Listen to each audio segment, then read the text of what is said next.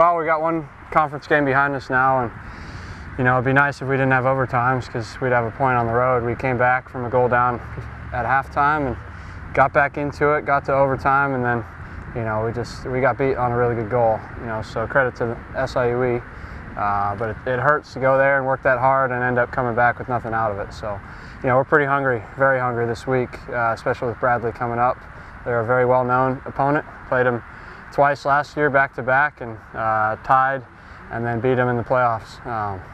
So they're going to be remembering that, so we got to be ready for it. And we got so many young guys and new guys into the program that are playing, getting their first MVC minutes. So, I'm not saying that's working against us, but eyes are open more now, and we're, I think, ready for a big game on Saturday. Yeah, and that's kind of that was the challenge with how many young guys we had, was just getting experience and fast, and starting, getting everyone on the same page, like that. That was the real challenge of the whole, still is. So going forward, it's getting better. Obviously, the more you play with someone, the more you're going to get to, gel with them. We're a young team, regrouping again.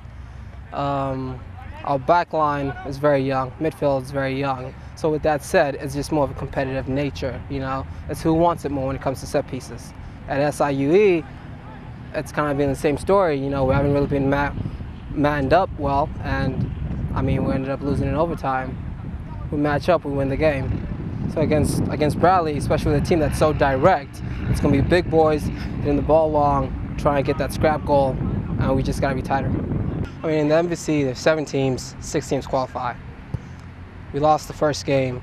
It's the MVC, every team's competitive. Every game is a must-win game. So we feel with Bradley, we've done really well against them in the past. So them coming home, it's a big match. We got to win it. Well, keys this week, we're playing an opponent which is pretty unique with their style of play. Very direct, very good at set pieces, very athletic. So we're going to be defending the ball in the air more than we have all year. Most of the teams we've played have been a possession style team, and so we're just going to have to be better than them on the day in the air. So being strong, we got guys like Matt Taphorn, who's been playing in the midfield for us, who's got to have a big day for us. It's going to be huge for him.